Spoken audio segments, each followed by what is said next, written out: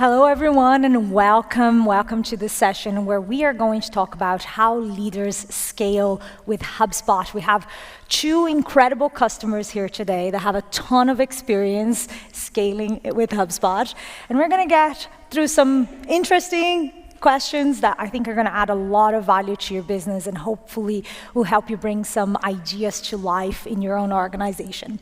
Let's get started? Yeah, looking forward to it. Awesome. Yeah. Haythem, I'm going to start with you. You consolidated under HubSpot and you brought over 400 users to the platform. Can you give a very quick overview to the audience of what the journey has been like and a little bit of how you're using HubSpot? Thanks so much. So I'm Haythem. I'm head of growth marketing and data intelligence at Euronext Corporate Solutions. I'm running two teams, the growth marketing team and the CRM and data intelligence team. So since we started this journey in 2019, the idea was simple, is to create a platform that we are able to track from the visit to the euro. So we started by the growth marketing team, the marketing team with the full integration, then the sales team, then the service desk and customer success team, and right now we managed to brought external data sources like the data of the consumption of our software solution, our product, and also data from external sources like Sales Navigator and so on, so that we can have in one single place all our corporate data that is connected with our business data stack and will allow us to empower and detect a lot of new business opportunities. We talked a lot about unification of data earlier today in the keynote session, so I'm going to dig into that in a moment. But Michael, yes, you have also consolidated your tech stack with HubSpot. You've actually migrated from Salesforce into HubSpot. Tell us a little bit about how you're using. Hi, everybody. My name is Michael Byrne. I'm the head of marketing for Empower Business Solutions. So we're a B2B energy company, a division of E.ON. Quite a small use case in terms of 17,000 customers, but 5 billion in turnover. So our use cases are quite kind of niche compared to some other clients that you might see. The tech stack that we had was really confusing. There was a separate platform for our website, very expensive. We used Hootsuite, email marketing platforms. The customer journey was confusing, and it was impossible to get marketing attribution, so we had to do something, and something had to change, and that's where we started our journey. Yeah, and we're going to dig a little bit into like that, the specific use cases that you have. You said you use HubSpot in a little bit of a different way than other people, but I'll go back to Haythem first. You talked about unification of data. Tell me, what are some of the decisions that you can now do with your business because you have that data unified? Yeah, so having all the data that is unified, we get access to a new form of decisions and information that are really advanced. For example, our lead management and lead treatment. For example, we can set the rule, if it is a bottom funnel lead, the treatment must be done within the hours. If it is a mid funnel lead, it is done within the days. And it allows us to see really how our inbound leads, because we are an inbound-led model, are treated in a very good way, and what is the time taken from the lead generation until the first sales meeting, the first opportunity created, and finally when it is closed won. And this is just one example. Another example is when we got the usage of our software data inside HubSpot, our account managers right now detect immediately if for each account, if there is an upselling opportunity, following also the whole path, if he visited the website, if he interacted with the social media, if another sales contacted him for another opportunity. This cross journey where you have all your data points allows you really to target your customer at the right moment with the right message. And this is a key advantage for us with our 7,000 customers, in fact. Yeah, we hear that a lot from customers, this sentence, targeting the right customer with the right message at the right time. And it being such a complex thing to do because of the number of channels your customer has. Haythem, I'll stay with you for a moment because I know that your business has grown through acquisitions. Yes. And you're trying to build this integrated tech stack in the middle of actually bringing new businesses into your organization and integrating their tech stacks and their data. Talk to us a little bit about how you approach that. Okay. This is a deal situation. The deal situation is that you need to give something. What we gave is a full inbound-led sales approach where the inbound is contributing at 90%. This means when you go to the sales and tell them, guys, I give you 95% of your deals coming from inbound. It's very simple, but you need to use my tools so that we can get the best of it. And with inbound-led approach, the sales, they just calculate and see, okay, so no cold calling anymore. The marketing team is creating for me the automated sequences, the nurturing workflows, suggesting for me the right leads, generating tens of thousands of leads per year. So that's a very good deal. And once you get the sales there, the next step is you create your customer database master data inside the tool, and then it becomes easy for the service desk to, okay, all the customers are in one place. Okay, let's manage the tickets inside HubSpot. And after that, you get the product data and so on, so you do a better account management. So the trigger was the extensive inbound-led model. And then, of course, if there is any resistance, you just bring it into the reality and tell them, okay, instead of cold calling, I give you thousands of leads. What do you want more? And then finally they accept. Yeah, that sounds like an appealing prospect for a sales rep, being told that they're going to get their leads on their inbox and they're going to be easier, faster, better qualified.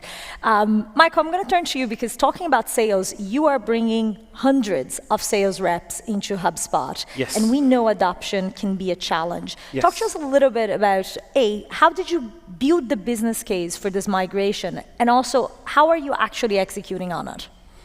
Well, the business case was actually fairly simple. We've got 4 main sales channels, and all of those 4 sales channels, believe it or not, don't talk to each other. Some are using spreadsheets, some are using part of Salesforce. So it's a really confused and federated situation. We can see that there's hundreds of millions of pounds of leads that have just dribbled away out of our CRM over the past kind of 10 years. So making that case to senior leadership team was really simple. I think where we've come across more challenging conversations, and I don't know if anybody in the audience has the same, is that I represent marketing and marketing technology, and sometimes, or quite a lot of times, we're butting heads against a central digital or IT team who think that they know how to sell or how to market. So they think they know what's best, and that's been the real struggle to get HubSpot adopted and then get Sales Hub adopted, because sales and marketing should be in the same platform. Yeah, well, we believe that they should, and we believe that you actually get. Gartner also does, so they say 2.7 times more results when sales and marketing are in the same platform. So I use that as well within the pitch I did to the board. And I think that those data points are actually very valuable to make those business cases.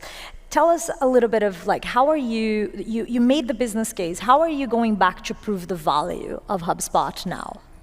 Well, I think some of the sales areas that we've kind of integrated are already kind of using HubSpot quite significantly. So anybody now can see in real time the pipeline, the value of the pipeline, the next best action. So it's real, it's visible, it's transparent, and I think that transparency has been a bit of a game changer for us as a business. We've still got some naysayers to kind of get on board, and we've got to change culture. But I think the real-time nature of sales and where those pipelines are has really kind of made people stop up and take notice. We always find this inside HubSpot as well, that sometimes like when you are going through this big change, you have early adopters, people that join in, they see the value early, they understand the vision, and when we focus on how is it added value to them and how is helping them get better, they can become champions and pass on that message, and the team members actually listen more when they speak than when you speak. Are you finding that's true in your organization as well? Yes. One of the first things we did was we knew that the project to put all of Sales Hub onto our sales community was just done by myself and a colleague who reported into me. We've had amazing support from our HubSpot partner, which is the marketing pod, and they've really helped us kind of give us the confidence and a structure to ensure that we've got a plan. And then we created what we called HubSpot Heroes. So kind of people in the sales community who were early adopters, who wanted to help us, that saw the benefits and maybe had been down a different platform in the past and found it quite difficult. So the intuitive nature of Sales Hub and the platform has meant that it really empowered people to really manage their own platform. So they wanted to get involved, and it's been fantastic so far. Anybody marketing HubSpot in the audience to trademark HubSpot Heroes? I love that. Yes. Just get me a coffee. So, when we talk about unified data, from a strategy standpoint, it makes sense, right? You talk about next best action and, right message at the right time. But we actually know that the reality of making unified data can be very difficult. So Haythem, I want to turn back to you, especially as you think about like harmonizing data across different businesses that are coming into HubSpot, et cetera. Like, how do you do that? Do you have a team that's responsible for data? Do you use partners? Do you have a system? Like, how are you making this a reality? Well, the first thing is that we approached it from day one as a data project. And the idea is to make sure that the data is connected in a very good way, and this is since 2019. So we started recruiting a dedicated team for CRM and data, and this team is making sure that all our data pipelines from the inbound, from the marketing, from the sales, from all the channels are flowing in the right way and orchestrated really in a very good manner, so that HubSpot becomes a kind of pivotal for our business data stack. So in a practical words, the inbound marketing and all this lead flow and all these interactions qualifies better the leads and show really and make them progress in the funnel. I'm referring to the panel discussion that we had. And once you have them in the funnel and you bring them in the right moment to the sales and you use these data points to tell, okay, he visited this, he interacted with this, his company is moving into this direction, that's a good moment. And also not only from company perspective, but also from contact perspective. Does he change his job and all these points? And therefore, by having these combined, when you have the right team, tagging the sales, give them the right opportunity, the first successes will bring a trend in the company. And this trend will allow all the sales to follow you, to follow your lead, in fact, in that area, because they see, okay, there is a success stories with some colleagues, so let's follow that. And they end up all be integrated in the approach. Sounds like you made that upfront investment on really figuring out your data pipeline, your data hygiene. I know a lot of people struggle with data cleanliness and hygiene and keeping things up to date, especially as their organizations mature, because you have years and years of data that are building upon each other.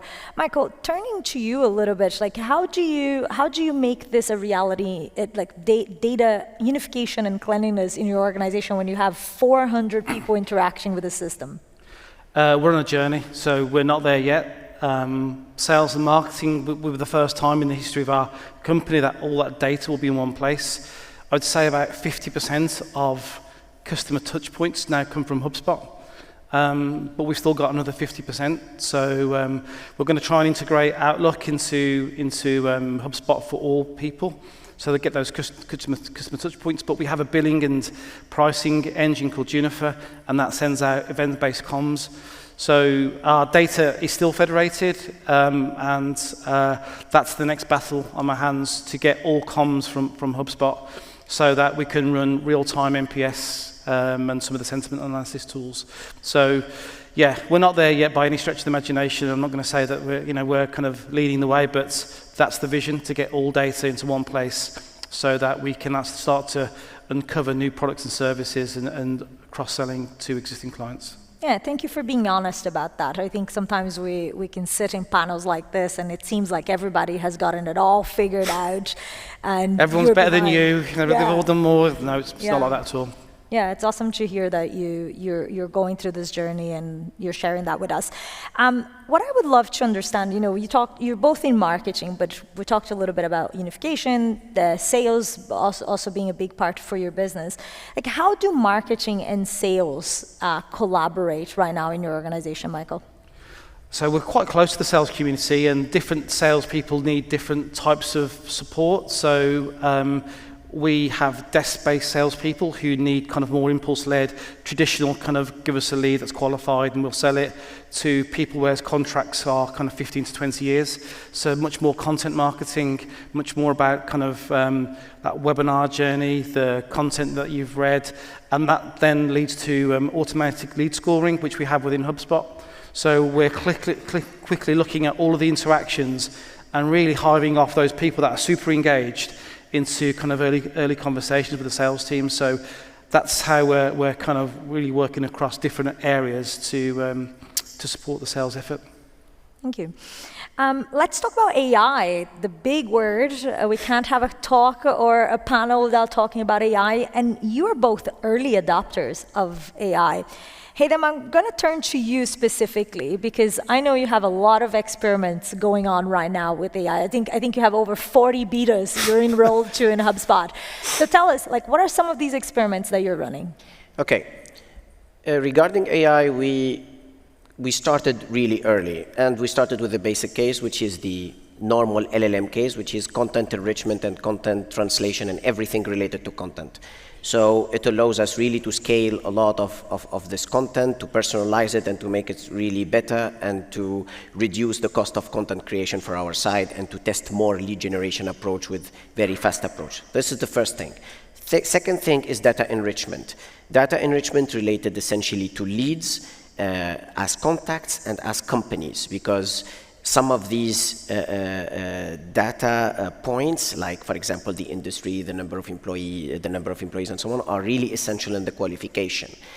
And the third point was really what we call automated sales outreach, where in fact based on the inbound action we notify the sales and give him, okay, this is your first email. And this email was AI generated based on the total journey of this lead, even if it is an existing customer or a new lead, for example. So this is the third option. The fourth experimentation that we are doing is essentially how from a piece of content I create a full campaign, a landing page, the social media, and so on. This one is not that, we are not that conclusive in that area, because AI in design side still not that mature comparing to managing words, and as LLMs do the best. And right now we are experimenting the agents, and this is quite interesting to see, really, especially the customer agent. Yeah, the customer agent is probably one of these places where we're having such powerful results and a lot of success with customers getting their resolution rate up. HubSpot, we use customer agent ourselves, and we're seeing some incredible results. Is one of the things that I always recommend customers to go and try and start playing with, even if it's you're out of office or out of our support. You know, that's a good place to start with that kind of stuff. How about you, Michael? Well, until kind of February this year, AI was something that was on the list, but we weren't quite getting to. And I went to the HubSpot AI conference, and the message from that conference was, don't be afraid of it, just experiment with it. Good is good enough, just start using it. So that's exactly what we did. So we created a personality, Eva, Energy Virtual Assistant, on our website. We're trying to kind of understand, really experiment, how do B2B energy audiences want to interact? Do they want to interact with an AI agent? We've also linked it to live chat. So if the AI agent can't answer, you've got a real person. And we've been really, really pleasantly surprised about the interaction with Eva. So we're kind of just monitoring now. We're probably in about our kind of second month. But we can already have a vision for how we want to expand, and we're going to put some personality in. Maybe if anybody asks us to what a joke is, we'll put some of that kind of good stuff in. But we just really want to kind of bring it to life and personalize the experience. But it's there to assist people, not to take away human contact, because behaviorally there are some people that still want to phone a person up, but there are many, many people who just want to conduct everything online. So we're really seeing that trend come through in the behavioral analysis. And since you've implemented Eva, like, have you iterated? Has it changed? Like, have you learned things about it now that you've been experimenting for a while? Yeah, I think there's been a few silly questions that's been asked of it, but on the whole, what have been interesting is people have really used it for that kind of customer service, not even logging on to our kind of service portal, but actually wanting immediate, quick answers to everyday service questions and not wanting to ring into the call center. So the call center that we do have, the team, have been really surprised about the amount of calls it's taken away from demand, even in its early stages. So we're going to significantly expand it with some APIs into the back end of it from our billing. So essentially it's going to be a one-stop shop going forward. Yeah. People talk a lot about the handover between the AI and the human team. Like, how are you finding that with Eva? Really, really straightforward. The live chat team are there. It's a simple click of a button to get with live chat, or Eva will suggest to talk to a live chat. So, and the very few kind of questions to the live chat team have gone on to become proper service tickets. So it's cutting that demand off straight away. And it's only in our kind of 6 weeks or 8 weeks of launch. That's incredible.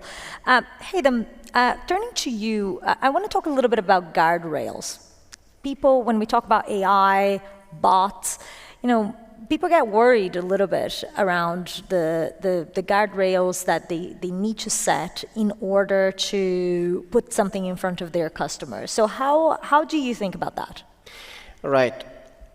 First of all, we analyze these objections. Let's see them really what they are. Some of the objections are objective, like there are real risk, and some of these objections are essentially psychological. They are not related with any facts. It's just what if, what if, what if. So at a certain point, you need to tell them very clearly, this what if probability is 0.001%, which is in fact lower than a human mistake. So at a certain point, you try to bring these objections into the field of reality. And then you do some tests. Test and learn it gives you the ground to prove your point. And especially after treating with, for example, one of the, like an AI-generated content, for example, and you see the feedback from the customer, that's an amazing piece of content. And then you know that it was created through, yes, a sophisticated prompting, but very fast. So this is exactly the approach I'm trying to use, is always to bring these objections into the field of reality, try to eliminate as much as you can the psychological objections, do small tests, and then scale. How about you, Michael? What guardrails have you put in place, especially now Eva obviously interacts with customers? Well, we've done a lot of context testing in the back of it, so that it only answers questions where we want it to go in terms of subject matter. And that's obviously been a learning process as we've gone through it. As a regulated energy company, we have to complete a register of anything that we do with AI, so it's all kind of centrally managed and registered. But there's a central AI team within E.ON, which we're part of. And as long as you've got the proof of concepts and the documentation, they're really supportive in order to kind of enhance and allow you to kind of experiment. I think we're leading in some aspects of E.ON at the moment, and been nothing but supportive. So I think for us, it's just test and learn, come back, analyze, but we're already thinking of either 2.0 and 2.5. So we're keen to progress it further, and I think one of the issues is that we're maybe struggling to keep pace with the change that's happening. There are so many new products in beta as well, so it's actually having a bit of a strategy. Okay, we've done this has worked, where are we going with it? And I think we're at that point now where we just need to kind of have a think, and then over the kind of Christmas period, have a proper AI strategy. You talked about having a specific team responsible for AI. Haythem, do you have something like that in your organization? Not a specific team for the AI, but it's the CRM and data team has developed also in parallel an expertise in implementing AI model, AI engines, sometimes reverse engineering some AI chats. For example, for the AI, the smart sales outreach that we created, and to be honest, it's evolving so fast to the point that you need almost put yourself on a constant learning mode on a daily basis, and try to discuss with a lot of business leaders to read about use cases and see what is relevant for your business and try to test and implement. Yeah, I think the theme of this entire AI piece of the conversation is test, experiment, don't be afraid, learn, iterate. Yeah. So thank you for that. We have only a few minutes left, so I wanted to wrap us up asking you, like, if you're in the middle of this journey with HubSpot, you're probably further out than many people in the audience here, maybe a little behind than other people, but what is an advice that you have for people that are in this journey of integrating, unifying, bringing business units into HubSpot? Maybe Haythem, do you want to start, and then we come to Michael? Okay. The cost of fragmented tools is higher than the cost of onboarding and building a new process. This is a sentence that I use as a statement, and you need, as a person, my advice is, first of all, convince yourself by it, and then build a case to convince technically your management about it, because literally right now we are reaching a world where data integration, that's behind us. Right now, we are how to extract such intelligence from this data using AI tools that makes the cost of intelligence cheap. Getting right analysis from your data is becoming cheap. Before you needed to recruit, I don't know, a data scientist team, data engineering at some point. Right now, you use, for example, I don't know, Claude or something like this. You get very advanced data analytics that can really lead you to some critical decisions, for example, and we have tested that. So I think that living in a very fragmented way, you will not really benefit from AI in a very good way. Let's say it. Yeah, I think we heard earlier today that 80% of your data is actually unstructured, and it's trapped unless you bring that into the CRM, unless you have a smart CRM. So I think that goes for all the structured data that you have, but also like that wealth of information that many companies haven't used in the past. How about you, Michael? Yeah, very similar. I think if you think about customer journeys, how can you have true customer journeys across different kind of social media formats, website, email, unless it's in one place? How can you personalize unless you can analyze that data? So we often kind of get excited by the technology, but there's a real customer at the end of it. And we're really spending a lot of time understanding those journeys and personalizing as much as we can do. Our data isn't in one place at the moment. Our comms are fragmented, so the next job for us is to get all of those comms in with the marketing, and we can truly do that sentiment analysis, those journeys, and real-time NPS, which is a real passion of mine, to get that insight so we can build a better customer journey for our customers in the future. Yeah, you talked to us a little bit of where you're going next. Now I want to ask Haythem, where are you going next with HubSpot? Next, we are launching our first customer portal, and inside it we will put the customer agent. So this means that we will expose HubSpot customer agent in front of thousands of customers at once. That's a big scale experimentation, and that's why we need to be careful, but that's fun. Wow, that's exciting. Well, first of all, let me wrap us up by thanking you so much for your business with HubSpot, for your trust in us, for exposing our technology to hundreds of customers, thousands of customers, for partnering with us in this journey, because, you know, as you all talked about, it is about experimenting and building together. So thank you so much for that. Thank and you. thank you for your time today. Thank you. Thank you, Daphne. Thank you. Thank you.